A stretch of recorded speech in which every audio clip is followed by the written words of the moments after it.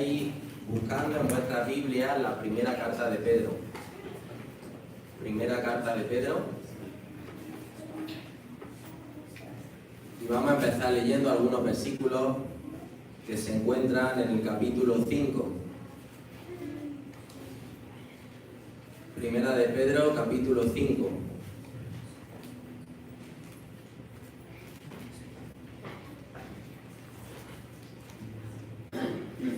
Antes de comenzar con la lectura, me gustaría orar al Señor. Padre que está en los cielos, gracias te damos por el día de hoy. Gracias también por el estudio que hemos recibido. Gracias porque nos has traído aquí un día más y porque estamos congregados en tu nombre. Te pedimos, Señor, que toques nuestros corazones a partir de tu palabra. Señor, reconozco mi incompetencia a la hora de transmitir tu palabra.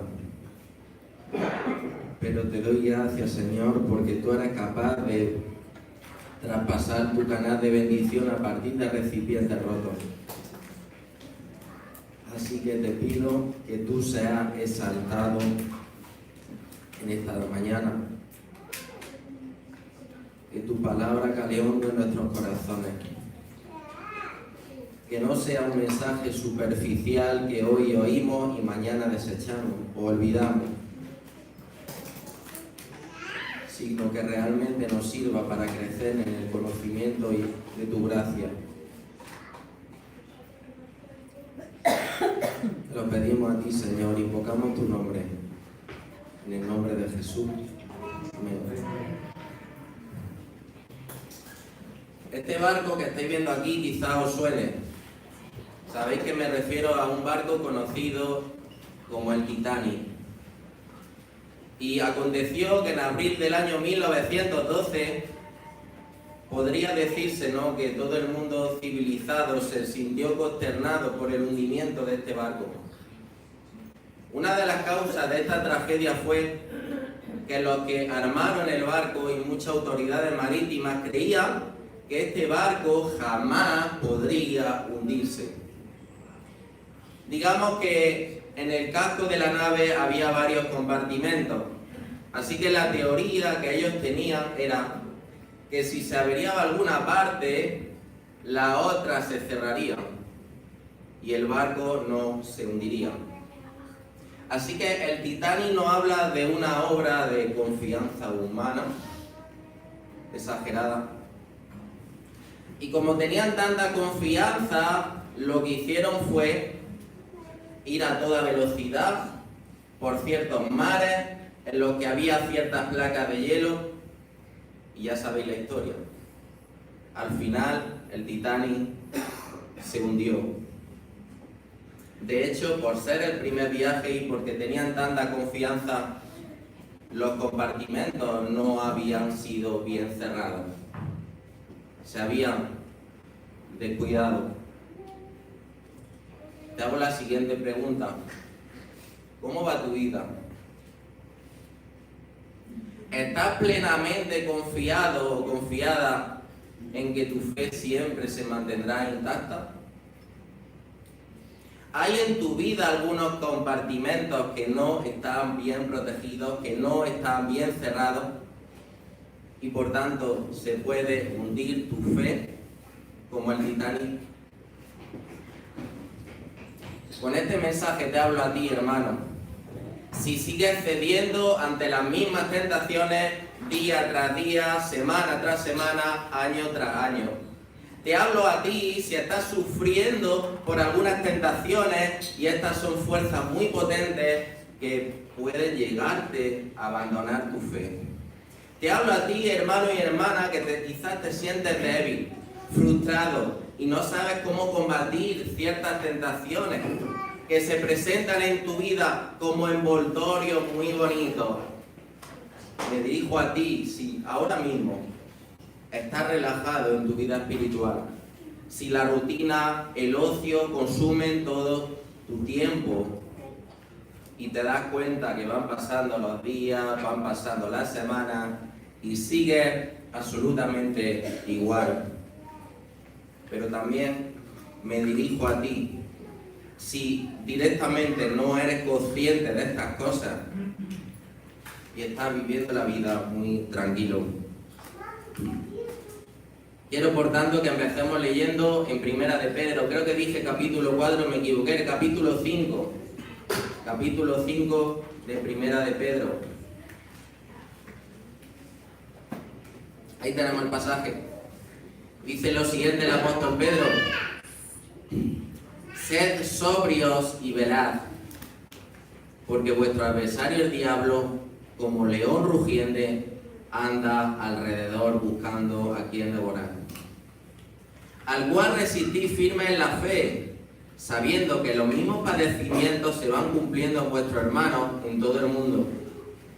Mas el Dios de toda gracia, que nos llamó a su gloria eterna en Jesucristo, después de que hayáis padecido un poco de tiempo, Él mismo os perfeccione, afirme, fortalezca y establezca. A Él sea la gloria y el imperio por los siglos de los siglos. Amén. El título de este mensaje es el siguiente y se introduce por una pregunta: ¿cómo luchar contra las diferentes tentaciones? La primera exhortación que responde a esta pregunta es la siguiente, versículo 8: estemos alerta. Sí. ¿Cómo vencer las tentaciones? Primera exhortación: estemos alerta.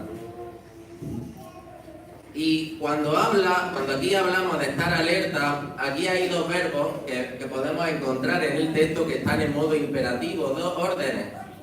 La primera es la de ¿qué? La de ser sobrio, y la segunda es la de velar.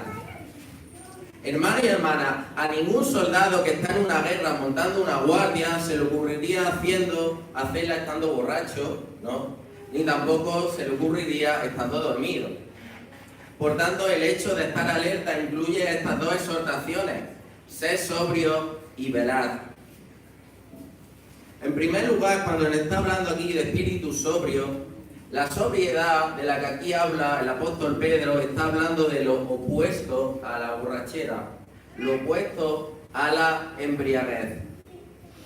Es una persona que está experimentando la tentación, es una persona que está sufriendo a causa de las diferentes tentaciones y tiene claridad de pensamiento, tiene los propósitos fijos y también tiene los propósitos bien definidos. Analiza la vida cristiana desde una posición equilibrada. Esa es una persona que es de espíritu sobrio. Mira, seguramente que ha experimentado que en contextos de sufrimiento es más fácil perder el control. Y más cuando otros te quieren influenciar para que hagas algo, es más fácil perder el control. Pero Dios nos está llamando a enfrentar con sobriedad lo que tengamos delante. Una de las preguntas que te hago es la siguiente: ¿cuál es tu punto débil? ¿Cuál es ese botón que si es tocado, todo tu cristianismo será volado por los aires? Como ya hemos dicho, el estar alerta no solamente nos está hablando de que tengamos claridad de mente, sino también que seamos de espíritu despierto. Y esto es bastante importante porque no sé si te has fijado que en el Nuevo Testamento se nos está llamando continuamente ¿a qué? A velar. De hecho, voy a citarte 1 Tesalonicenses 5:6, que dice lo siguiente: por tanto, no durmamos como los demás, sino estemos alerta y seamos sobrios. Aquí nos está hablando el apóstol Pedro y lo podríamos traducir de la siguiente forma: nos está diciendo seamos conscientes de la guerra espiritual.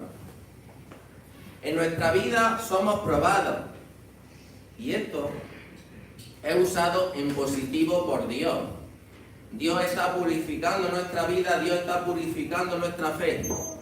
Pero Satanás aprovecha la prueba ¿para qué? Aprovecha la prueba para tentarnos. Y de hecho, mirad, tenemos que ser conscientes del enemigo que tenemos por delante, porque aquí lo que nos está diciendo el apóstol Pedro es que él ataca y no se aburre atacando, vamos a decirlo así. Sus ataques son constantes. El verbo que aquí se emplea está hablando de ataques continuos. Está hablando de que él anda. Y ese tiempo verbal está hablando de una acción continuada. Él anda como león rugiente buscando a quien devorar. Te hago la siguiente pregunta. ¿Sientes que estás experimentando su ataque? Te contesto lo siguiente. Si tu fe ahora mismo está decayendo, te puedo asegurar que él ahora está haciendo de las suyas contigo. Si tu fe está bien, vamos a decir así, que sepas que él ahora mismo te está acechando como león rugiente y quiere devorar tu fe. Él está como ese león escondido entre la hierba que no lo ves y está buscando tus debilidades para atacarlas. Y de hecho creo que tenemos que ser conscientes de esta realidad. De hecho también quiero decirte que esta congregación concretamente lleva a Satanás atacándola más de un siglo.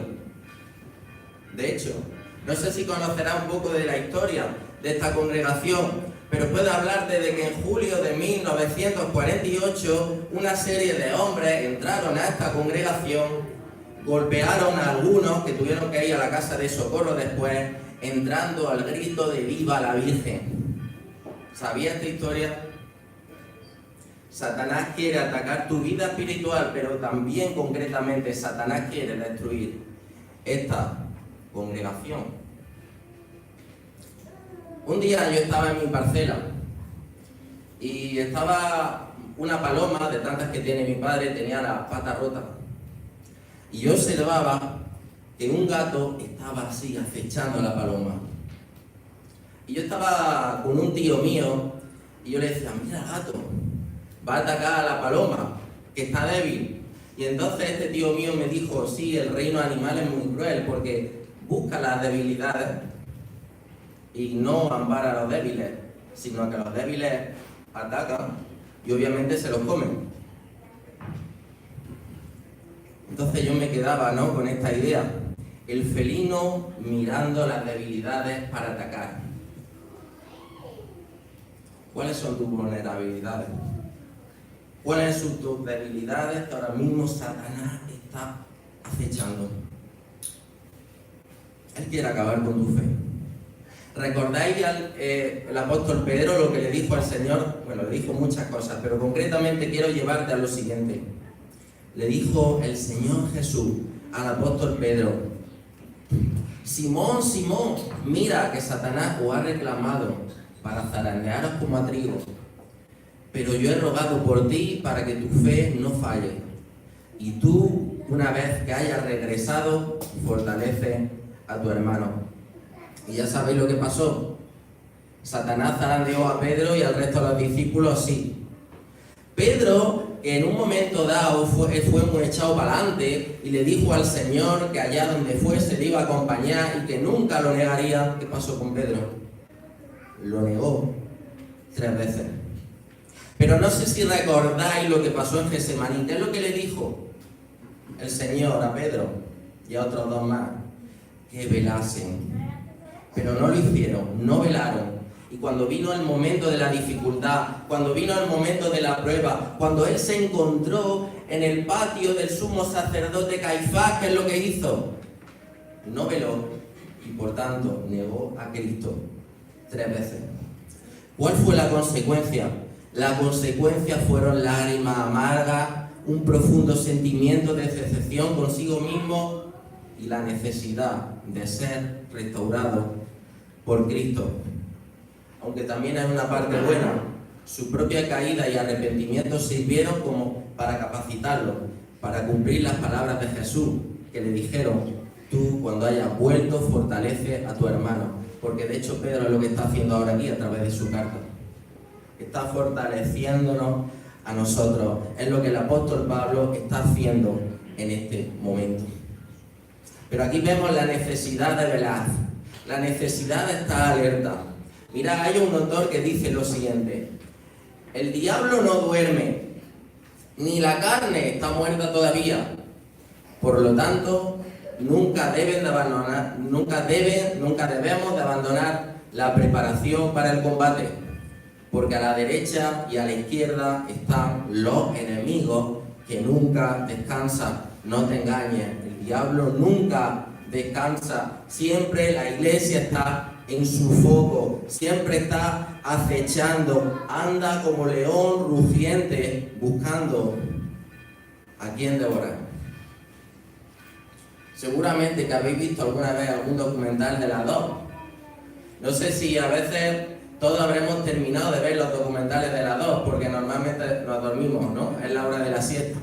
Pero mira, hay algo que me llamó mucho la atención, y es que vi a unos hombres en una selva que tenían una serie de máscaras aquí detrás, en la nuca. Y yo me preguntaba y decía, bueno, ¿y por qué llevan máscara en la nuca? Ellos no llevaban la máscara delante, sino en la nuca.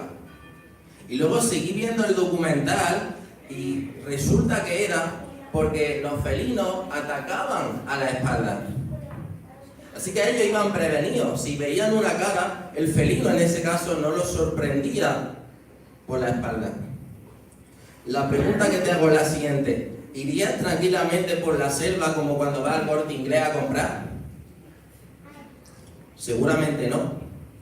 Pero sin embargo estamos tranquilos en nuestra vida cristiana, no considerando que hay alguien, un enemigo, nuestro adversario, que está buscando como león rugiente a quien devorar de nosotros, y que quiere devorar la congregación y que quiere devorar toda la iglesia universal. Vela por tu pureza si tienes tendencia hacia la fornicación y la lujuria. Si has tenido alguna adicción a la bebida, a la pornografía, al tabaco, no te confíes si ahora mismo ya parece que eso no te afecta tanto. Sigue fortaleciéndote con la ayuda del Señor en esta área.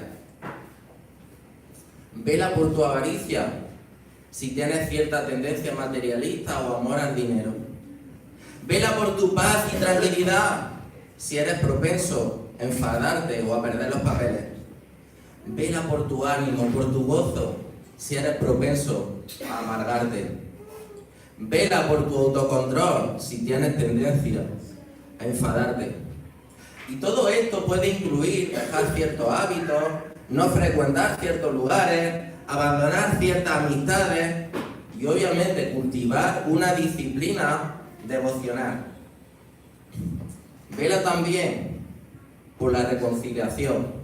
Si ahora mismo en tu corazón hay raíces de amargura por la actitud de alguien, si ahora mismo hay alguien que no puedes ver, vela por la reconciliación. Mirad, imaginaos que en un momento dado hay un león paseándose por la calle de Cambronera. Y no estoy hablando de un león que algunos domestican, sino un león salvaje. Por alguna razón hay un león salvaje por la calle de Cambronera.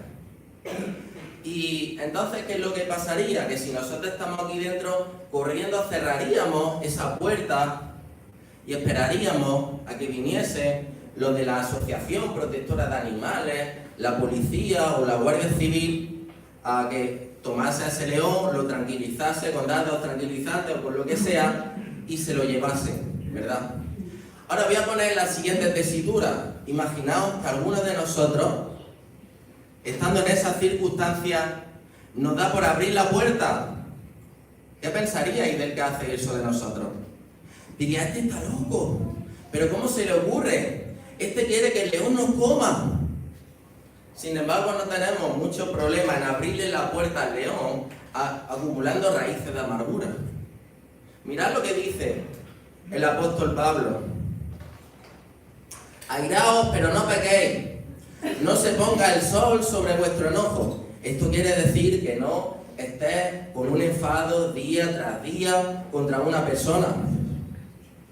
Y dice, ni deis oportunidad al diablo. Lo que aquí el apóstol Pablo nos está diciendo, a medida que aumenta el rencor hacia alguna persona, está abriéndole un portón al diablo.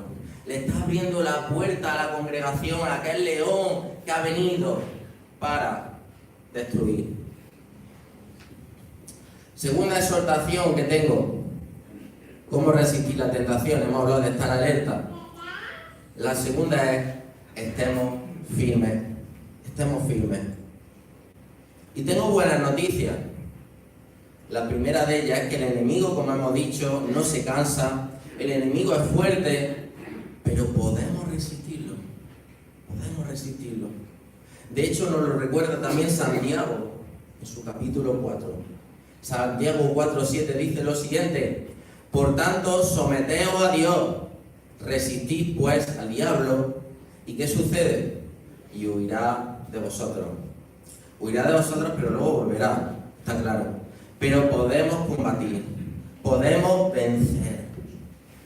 Y estar firme en la fe, según vemos aquí, se relaciona con abrigar por medio de la fe en nuestro corazón dos convicciones. Y se relaciona con el siguiente texto bíblico, con el que este forma comunidad. Dice aquí Pedro: humillaos pues bajo la mano poderosa de Dios, para que Él os exalte a su debido tiempo, echando toda vuestra ansiedad sobre Él, porque Él tiene cuidado de vosotros. Hay dos convicciones que nosotros tenemos que creer y perseverar en ellas. Por un lado, Dios es poderoso. Y aquí nos está hablando de su mano fuerte. Ahí Pedro está utilizando esa expresión que se utiliza en la historia del Éxodo, cuando habla de que Dios sacó con mano fuerte al pueblo de Israel de la esclavitud de Egipto. Esa misma mano fuerte es la que está a favor de su iglesia. Así que en primer lugar, abrigar la convicción de que Dios es todopoderoso. Pero también la segunda, que Dios es misericordioso. Que Dios es bueno todo el tiempo. Tú estás siendo tentado, estás sufriendo, estás diciendo: ay Señor, no puedo soportar esta circunstancia. Cree en tu corazón, Dios es bueno todo el tiempo. Cree en tu corazón, Dios es poderoso. Él es el Dios todopoderoso. Y cuando crees en estas cosas, te humillas delante de Dios. ¿Por qué? Porque todas tus inquietudes, todas tus angustias, todas tus necesidades las pones a Él en oración y descansas en Él. El diablo quiere que cuando tú estés pasando por dificultades, te angusties buscando una solución por tu cuenta. Y no consideres que el Dios es todopoderoso para cambiar tus circunstancias. El diablo quiere que cuando tú estás pasando una dificultad matrimonial, no comiences solucionándola en oración con tu pareja. El diablo quiere que los jóvenes se precipiten a la hora de establecer compromisos y no pongan sus relaciones de amistad y de noviazgo en las manos del Señor, y que tomen decisiones inadecuadas que a la larga solo traerán más que sufrimiento e incluso podrá apartarlos de la fe. El diablo desea que si tú estás ansiado con muchas tareas, descuides tu tiempo devocional, vivas la vida de forma acelerada y al final termines solo confiando en ti mismo para conseguir hacer bien las cosas. En definitiva, el diablo desea, el diablo anhela que ante cualquier problema te agobies, no veas la salida, te enfríes cada vez más y tu fe vaya al traste. Y claro, como consecuencia de eso, ¿qué es lo que sucede? Pasan los años, la vida de iglesia te asquea más, ya no lees su palabra con ilusión, no deseas escuchar la mayor parte de las predicaciones, tienes tu mente en otras cosas y no sientes que Dios te esté hablando, aunque Él no ha dejado de hacerlo nunca. Mirad, también hay otra cosa que tenemos que tener en cuenta para saber que podemos vencer, y es la limitación y la extensión, ¿no? La limitación y la extensión de la tentación. El diablo, en cierta manera, está limitado. Mirad, cuando aquí habla de completar, ¿no? Voy a volver a leer el pasaje. Al cual resistí firme la fe, sabiendo que los mismos padecimientos se van cumpliendo. Ahí el cumpliendo está hablando de la idea de completo. Y esto denota que habla de hacer algo que suceda como cumplimiento de un objetivo o propósito. Lo cual nos lleva a la idea de que el diablo no te tienta más allá de lo que Dios le permite. Y creo que vosotros habéis leído casi todo, conocéis la historia de Job. Cuando leemos los primeros capítulos y vemos que el diablo dice de atacar algunas cosas de la vida de Job, pero Dios le dice, no, hasta aquí. Dios controla, Dios es soberano y no permite a ti y que tú y que yo estemos soportando una tentación que sea más fuerte de lo que con su gracia podemos soportar. Así que cuando tú estés pasando por tentaciones, Dios le está permitiendo. Aunque el diablo busque devorar tu fe, él tiene sus limitaciones. Para explicar esto, utilizo el siguiente ejemplo. Imagínate un perro que te encuentras por la calle, que muerde y demás, que va gruñendo, va ladrando, y ese perro va por ti, pero hay alguien que coge la cadena y que le aprieta el cuello y que le dice hasta aquí. Así es Dios. Por tanto, la fuerza del diablo tiene su limitación.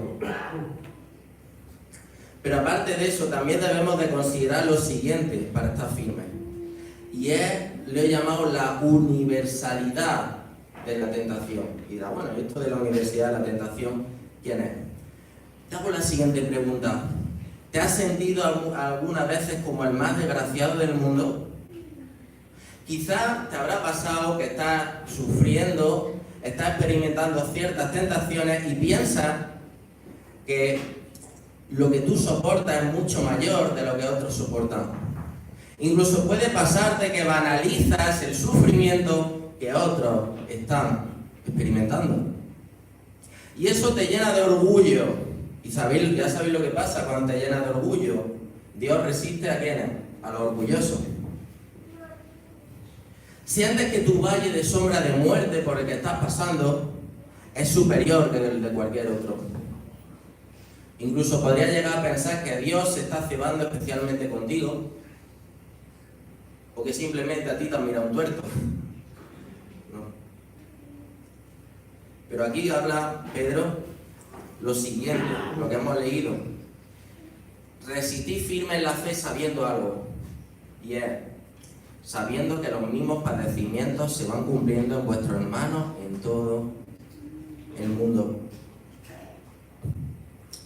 Cada uno es tentado, cada uno lleva sus cargas en la justa medida que Dios dispone. Hace algunos meses vi una película en Netflix. La verdad que la película no me gustó casi nada y además duró casi 3 horas. Solamente me ha servido para sacar una ilustración para la predicación, así que alguna utilidad ha tenido ese tiempo que pasé. Y esta película iba acerca de la Primera Guerra Mundial. Alemania había firmado un acuerdo de derrota. O sea, ya Alemania se dio por vencida. Y esos acuerdos que firmaron realmente denigraron a Alemania. Pero había un general del ejército alemán que no aceptó la derrota. Quiso apurar hasta el último minuto para pillar desprevenido al otro ejército y dar su último ataque. O sea, los políticos ya habían firmado, pero digamos que la hora en la que la guerra acababa era tal. Y un general que no aceptaba eso, mandó a su ejército y murieron soldados, de hecho, ya una vez que la paz estaba establecida. Y hasta que no sonó la alarma de final de la guerra no acabó el conflicto. Él quería lanzar su último ataque porque no aceptaba la derrota. Y mirad, así es el diablo en los últimos tiempos. Pero tú y yo en Cristo formamos parte del ejército de Dios y podemos resistirlo diariamente. Y Él viene a ti para hundirte si has caído, para traerte el siguiente mensaje: eres ridículo, nunca vas a remontar, pero resiste a la tentación, porque el Señor es poderoso para cambiarte y misericordioso para seguir cuidándote. Resiste si te tienta elevando tus preocupaciones, porque si la hierba se quema y Dios la viste así, ¿cuánto más hará Dios por ti? Resiste si eres tentado a emborracharte, al juego, a la pornografía, porque Dios es poderoso para sacarte de esas cosas. No dejes de clamar a Él, no dejes de confiar en Él. Resiste si vienen a ti sentimientos de ansiedad, de angustia, porque por ejemplo andas en números rojos, no tienes empleo, o tienes dificultades con tu hijo, o tu matrimonio no va como tú desearías. ¿Por qué? Porque Dios es poderoso para cambiar tu situación y Él es bueno todo el tiempo. Resiste si hay algún compañero de instituto, de la universidad que te gusta, sabes que no te conviene y te viene el pensamiento de que no hay cristianos por la zona y que te vas a quedar solo o sola, porque Dios también tiene cuidado de ti en medio de eso. Resiste firme en la fe. Si en el ministerio o servicio que estás, en el que estás implicado, Satanás te anima para que lo dejes y te pretende desgastar, porque Dios multiplica la fuerza del cansancio. Hemos hablado que resistimos la tentación estando alerta, también resistimos la tentación estando firmes. La tercera que quiero compartirte es: estemos seguros para resistir la tentación. Claro, te estoy diciendo que estés alerta, te estoy diciendo que estés firme y tú dices, claro, qué fácil que es decirlo. Lo ves imposible. Y claro, si encima miras tus fracasos anteriores o tus fracasos del presente, de hace 5 minutos, que le ha hablado mal a alguna persona o lo que sea, llega y te desanimas, ¿no? Pero mirad, aquí vemos los versículos 10 y 11, que el Dios que ha llamado a los creyentes a la gloria eterna es el mismo que con su gracia los sostiene. Dios permite que seas tentado. ¿Por qué? Porque con su gracia puedes vencer. Dice aquí, más el Dios de qué? El Dios de toda gracia. El Dios de toda gracia. Ahí está enfatizando la gracia de Dios que actúa en favor de su Hijo. Y en primer lugar, para mirar hacia su gracia, para tener seguridad, mira hacia lo que Dios va a hacer. Y aquí vemos que el apóstol Pedro nos dice que somos tentados o sufrimos a causa de la tentación. ¿Por qué? Por un poco de tiempo. Dice, mas el Dios de toda gracia, que nos llamó a su gloria eterna en Cristo Jesús, después de que hayáis padecido por un poco de tiempo. Ahí tenemos un contraste, la gloria eterna, lo que esperamos, ¿con qué? Con un poco de tiempo. La brevedad de la tentación no es comparable con la gloria venidera. Y esto tenemos que seguir creyéndolo, porque algunos se desaniman por la constancia de la tentación. Su acción le parece muy duradera y llega un momento en el que ya no quieren luchar. En estos momentos piensa en la gloria venidera, centra tu mente en la eternidad. La pregunta que te hago, ¿hay algún placer del momento que puede igualar la gloria eterna? ¿Hay algo que a ti te guste hacer que sea pecaminoso que puede igualar la gloria eterna? Y encima más cuando en el presente Dios nos está sosteniendo con su gracia. Ahora, hay algo que también quiero decir. El pasaje nos hace ver que Dios garantiza el sustento de su gracia en medio de la tentación para los que están en Cristo Jesús. Y vuelvo a señalar esto. Dios garantiza el sustento de su gracia a los que están en Cristo Jesús. Está hablando de la gloria eterna en Cristo Jesús. ¿Es Cristo el dueño de tu vida y tu Salvador? Yo no te estoy preguntando si un día creíste, no te estoy preguntando si crees en Cristo, sino te estoy haciendo la segunda pregunta. ¿Es Cristo el dueño de tu vida y tu Salvador? Voy a hacer otra pregunta más concreta. ¿Te has visto alguna vez con un pie dentro en el infierno? ¿Has visto que tu pecado es tan horrible que merece el castigo de Dios? Que merece una eternidad separada de Dios, una eternidad en la que Dios te está a la espalda, una eternidad en la que estás crujiendo los dientes diciendo, me podía haber salvado y no lo hice, y estás clamando al Señor y el Señor ya ha cerrado la puerta, el Señor ya no te escucha, el Señor te está dando la espalda. ¿Te has visto merecedor del castigo eterno? ¿Alguna vez? Y cuando alguien te habló del Evangelio, sentiste un gran peso que fue quitado de ti, te vino alivio, te vino la alegría de saber que tus pecados habían sido perdonados y de que ya tus deudas con Dios estaban saldadas. ¿Has sentido realmente esto? Si no es así, yo te llamo a que hoy vengas a Cristo. Posiblemente el hecho de que seas esclavo del diablo y esclavo de la tentación venga por esto, porque realmente no has creído el verdadero evangelio. Has creído un evangelio superficial. Has pensado que bastaba con ser evangélico y decir que creías en Cristo y bautizarte y que ahí ya estaba todo resuelto y que estaba todo solucionado. Pero no. Y si realmente has hecho a Cristo el Señor y Salvador de tu vida, su gracia se derrama abundantemente en medio de ti en cualquier situación, en cualquier circunstancia, frente a cualquier tentación. Así que mira hacia lo que Dios va a hacer si estás en Cristo, pero también mira hacia lo que Dios está haciendo ahora.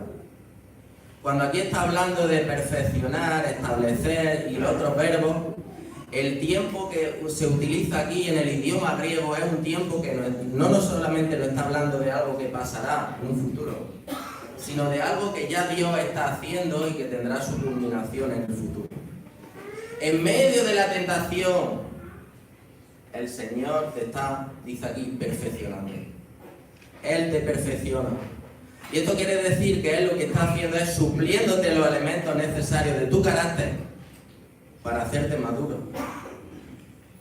Pero tú pensarás, es que la tentación es mala porque la tentación me hace más inmaduro espiritualmente o más pecador. No, realmente cuando Dios está obrando en tu vida, cuando Dios está derramando de su gracia en tu vida, la tentación lo que está haciendo es perfeccionándote.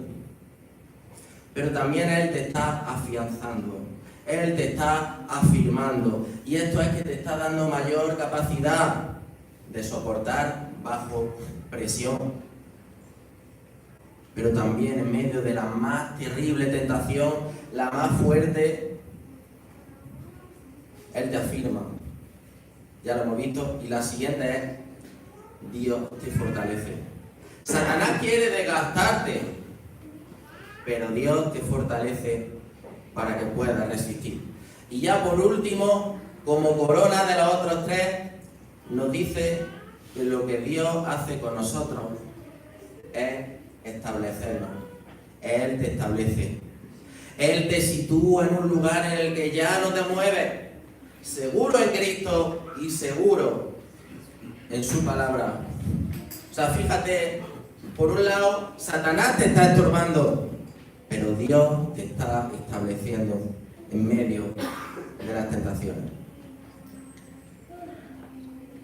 Muchos de los que estamos aquí hemos participado en obras de teatro, ¿no? Y cuando participamos en una obra de teatro, vemos las escenas, las distintas escenas desde dentro, ¿no?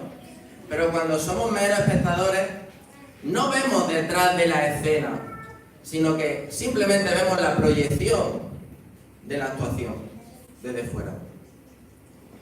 Mirad, a nosotros muchas veces, cuando estamos siendo tentados y como consecuencia de eso estamos pasando dificultad, estamos sufriendo, lo que sucede es que estamos muchas veces viendo la obra desde una posición de espectador, pero no estamos viendo la obra detrás de la escena que representa lo que Dios está haciendo. haciendo. Vemos la obra como espectadores, vemos nuestra vida como espectadores, y ¿qué es lo que sucede? No nos gusta muchas veces. Nos desanimamos. Vemos nuestra vida cristiana como algo completamente frustrante. Y eso es lo que quiere Satanás, pero aquí este texto nos está llamando a que miremos detrás de la escena. Mira hacia lo que Dios está haciendo en tu vida en medio de la tentación. Quizás Satanás te está tentando hacia la lujuria o la infidelidad, posiblemente. Pero mirad, Dios permite esa tentación, por ejemplo, para que fortalezca más tu fidelidad a tu cónyuge. Quizás Satanás está tentando a los jóvenes o a los adolescentes a cometer pecados que los de su edad practican, ¿no? Y quizás el joven dice, yo necesito hacer lo mismo que ellos, y lo necesita quizás para sentirse aceptado por el grupo, para sentirse arropado. Pero en medio de esa situación que puede desesperar para que la sufre, Dios quiere cultivar la misma actitud, por ejemplo, que el salmista cuando dice, oh Dios, fuera de ti nada deseo en la tierra. Quizá algo trágico está viniendo a tu vida y el enemigo quiere que veas que Dios es injusto, que su iglesia no te ayuda, pero Dios quiere que experimentes esa paz que sobrepasa todo entendimiento humano. Quizá haya alguien de tu familia o un hermano de la iglesia que no soporta y Satanás está hurgando en ese problema para crear más heridas, para crear más daño, pero Dios quiere que en medio de esa situación tú desarrolles el amor ágape, el amor incondicional, ese amor que no es nada interesado y ese amor que ama sin esperar nada a cambio. Quizás Satanás esté intentando que deje algún servicio, algún ministerio, pero Dios desea que pases por ese valle de lágrimas para que sea un siervo suyo más curtido. Como conclusión final quiero concluir, como lo hizo el apóstol Pedro, alabando a Dios, versículo 11. Y alabando a Dios porque según él aquí menciona, dice, a él sea la gloria y el imperio por los siglos de los siglos, amén. Ahí está hablando del dominio, del control. Alabemos al Señor en medio de la tentación, porque nuestras circunstancias no están en las manos del maligno, sino en las manos de Dios. Alabemos a Dios en medio de estas situaciones, porque aunque se plantee muy difícil, su gracia, el derrame de su gracia es abundante para aquellos que somos llamados a su gloria en Cristo Jesús. A Él sea la gloria por todo y que Él nos ayude y nos fortalezca, nos siga estableciendo en sus caminos. Amén.